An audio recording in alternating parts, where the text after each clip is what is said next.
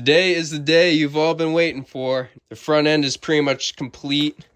Obviously the frame I still got to work on. I got to weld in the panels. Also weld in my little battery mount. But everything mechanically is pretty much ready to go, so I'm ready to break in this engine. What you guys already saw was I did have the shock tower welded in. I also welded on the steering servo, 4 square nuts, just like how I did with the shock tower. Same bolts and everything. Fits pretty good. Then right here I got my bumper. I put my nice little cover on there. Also welded some square nuts on there. Came out pretty nice. I got the bumper fitting pretty good with the body. It actually blends nicely in there and also protects it. It's also got a lot of clearance. Also, I'm not sure if I mentioned this earlier. I did tack in my upper supports for the frame right there. So pretty much overall the frame is complete. All I gotta do now is weld in my square nuts for my paneling to just keep the cab away from all the dust. Then also I gotta tack in my battery mount because the battery right now, I just got zip ties on it. It works, but I want to secure it in metal and then just have a little strap on it so I can strap that battery in. I can just leave that battery in the truck, have the cable just run out the window and then charge it like that, so I don't have to take it out all the time. But the suspension works pretty good. The spring setup isn't really ideal for how I want it. I feel like the front isn't really, it's too soft. Same thing with the rear actually. Both springs are too soft. It feels alright to just drive right now, but if I'm really going to go ahead and bash this thing, I really got to stiffen it up to take the weight. The weight of everything as is right now is 9.5 pounds.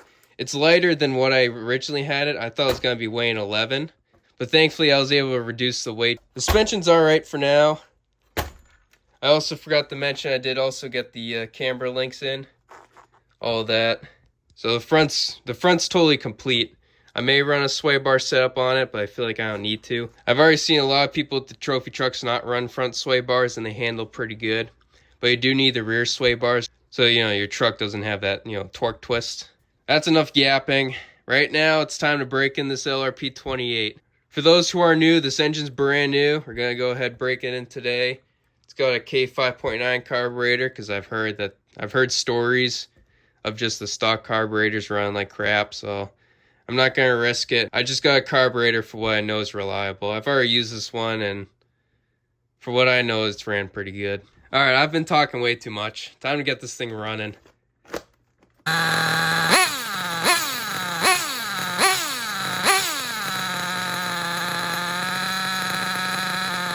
Alright guys, I got a lot of explaining to do, so you missed a lot.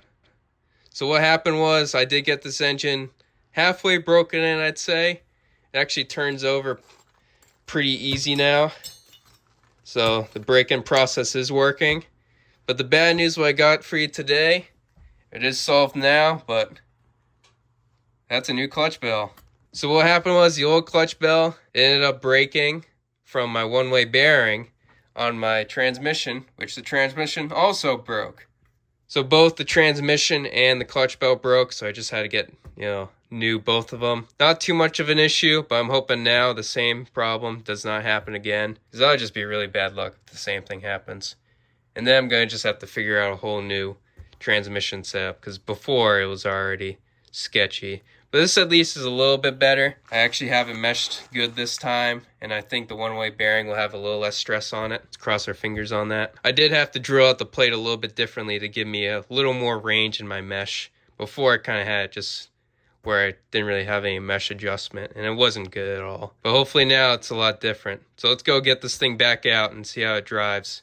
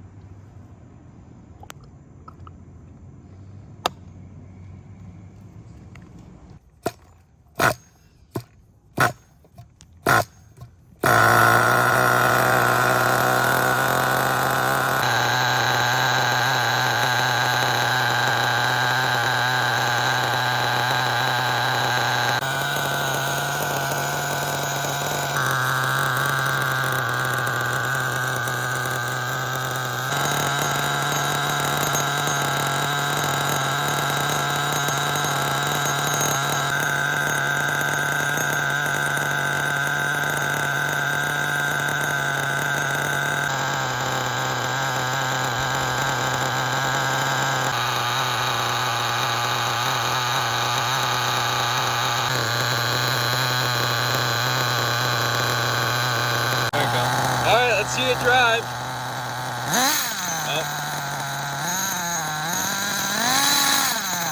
Alright, that ain't good. Hold on, get a closer look.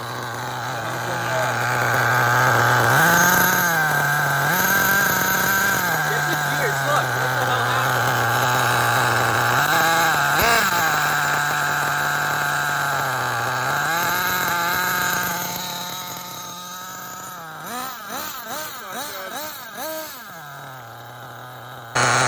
Alright guys, this is a lesson not to buy transmissions from China. I'm gonna take it easy because I don't want to blow up my new clutch valve.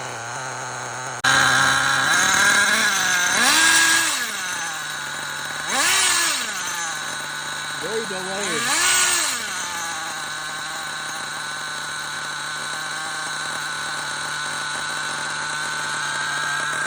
Guys, I am deeply sorry. Go ahead right now, hit that unsubscribe button. Delete YouTube. Never watch this page again. I have failed you. My first attempt, it was actually driving the wheels before that one-way bearing blew. And I did have it in the air. But even when I had this guy in the air, the wheels would only spin at like a certain RPM. And then that one-way bearing would just start slipping. Then when it's on the ground, that little guy just doesn't even have the power to push it. It just don't make sense. And it is not the clutches. It is not the clutches in the clutch bell. That thing is spinning those gears super fast.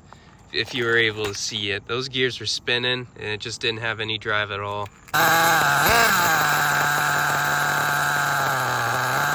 I just don't know what to tell you guys. I think I'm done trusting these transmissions. I think I'm putting too much trust in these transmissions. So I might just go with the single speed buggy one just for now. Maybe if I can find a 2-speed, but I don't think I can find 2 speeds that small.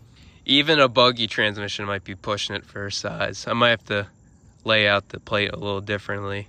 I do have extra plate stock, so it's not really that hard making a new one. Yeah, buying and ordering and then waiting for stuff to ship.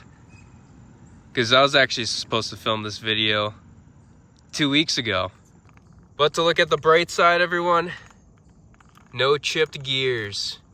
So my $80 LST clutch bell, thankfully that stayed intact. And actually even my other gears stayed intact.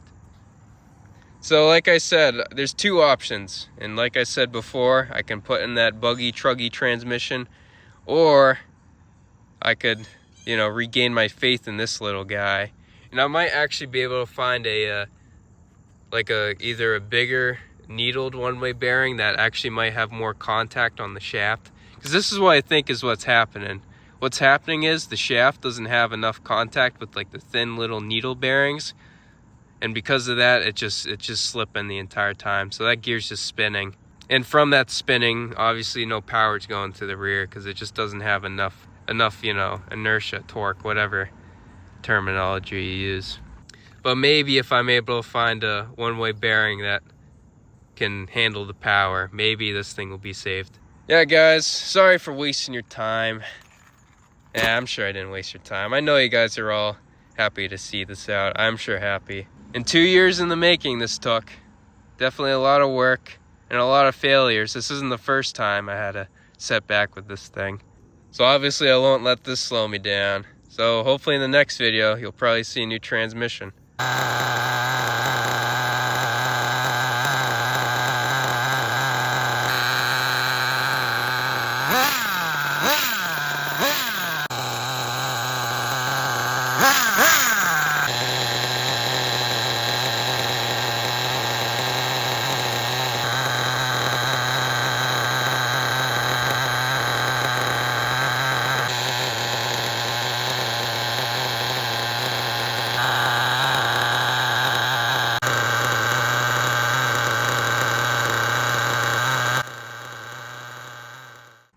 Some days we win, some days we lose. Just a part of life. So that transmission will be a problem. I'll save that for next video. But unfortunately today, this is really all I got for you. If you're new and want to learn more about the trophy truck, got a lot more videos. You can find them right up here. I got some good ones showing the rear axle build, also showing how I managed to fit all this crap in here. And also some really old ones of me actually designing the cage and welding up everything. And for those interested in starting their own, how I mocked up everything, I used wooden dowels and just glued them all together. And for example, right here I got my drag car. And as you can see, I haven't started with the metal yet, but I did glue up where my metal will be with these wooden dowels. And as you can see, I got 2 engines in here with matching clutch bells. And yes, I am going to try to make this a dual engine. And a lot's going to change with this one, because before I was going to use that same transmission setup. There's absolutely no way that this thing's going to be able to handle that power. So I'll probably end up using a buggy one too for this one. See how that works. Yeah, so that's another project I'll be working on when this is done. My main focus is with the trophy truck because it's so close. And that transmission, hopefully I'll find a solution soon for that. I'll be thinking a lot about it. And don't be shy, guys. Comment down in the comments any suggestions. I'll be listening to all your comments, guys, and I love reading your comments. Don't feel stupid. Drop down anything. I don't care. Say something. Everything helps at this point because I really have no direction right now. I could go anywhere with this guy. I have the plate right here. I could go with any transmission. It's just trying to able to fit it right in this chassis right here. Ideally, I'd like to keep it in the stock configuration right now that I'd have it. I just like to look how it is right here, and maintenance wise it's just easier how I set it up. But again, I'm open to anything because the main goal is to pretty much get this thing running and driving. It does run, but it doesn't drive. So we're halfway there, everybody. Alright guys, that'll be the conclusion. I've got a smile on my face. That engine does run real good. And I do like this Bones brake-in fuel. It's very convenient because it's got the pre-mixed oil in there. Yeah, too bad you can't order this stuff anymore. It's kind of a shame. But that will be it, guys. Thank you so much for watching. Again, if you're new, please subscribe. Also, like the video. I know I said before, dislike the video and unsubscribe. That's up to you, people. The trophy truck runs. Doesn't drive, though. So hopefully next time, we'll get it running. A lot of talking, not a lot of running. That's alright. I appreciate you watching the video. Definitely means a lot to me, showcasing my work. Thank you so much, and I'll see you later.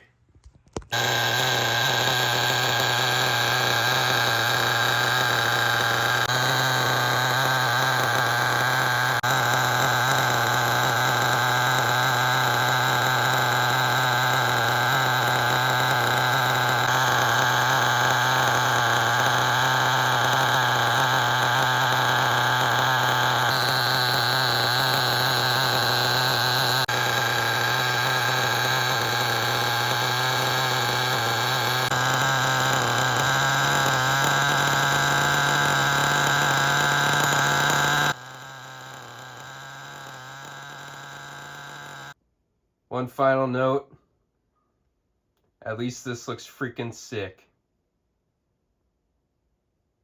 That's it. That's all I got.